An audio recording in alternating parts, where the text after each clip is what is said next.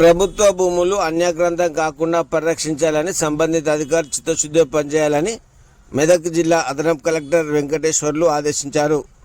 స్థానిక కలెక్టర్ కార్యాలయంలో అదనపు కలెక్టర్ ఛాంబర్లో శుక్రవారం మధ్యాహ్నం 3 గంటలకు ఏడీ సర్వేల్యాండ్ శ్రీనివాస్, డిప్యూటీ ఇన్స్పెక్టర్లు శివకుమార్, శేఖర్ వర్మ, సుజాత, ఫారెస్ట్ సూపరింటెండెంట్ సంబంధిత మండల సర్వేర్లతో పట్టా భూమి కొలతలకై దరఖాస్తు చేసుకున్న దరఖాస్తుల విషయంలో ఫారెస్ట్, రెవెన్యూ బౌండరీస్, ప్రభుత్వ భూములను గుర్తించడం సంబంధిత విషయాలపై అదనపు కలెక్టర్లు వెంకటేశ్వర్లు సుదీర్ఘంగా చర్చించారు.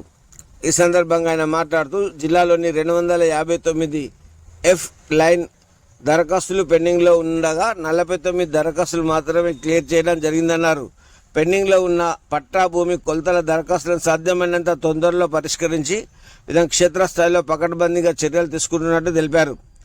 ప్రభుత్వ భూముల గుర్తింపు వేగం పెంచాలని, సర్వేలో ఏదైనా సమస్య నెలకొంటే రిజెక్ట్ చేసిన పక్షంలో దానికి సంబంధించిన భూమి కబ్జాకు గురైందని, ఎక్కడి నుంచైనా ఫిర్యాదు అందిన పక్షంలో ఉపేక్షించేది లేదని సర్వేయర్లను హెచ్చరించారు.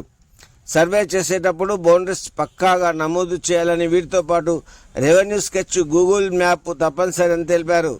అసైన్డ్ భూములు, పెద్ద పెద్ద భవనాలు నిర్మాణం జరుగుతున్నాయని వాటిని దృష్టి సారించాలన్నారు. Forest boundary distribution, forest land survey సమన్వయంగా వ్యవహరించాలని చెప్పారు.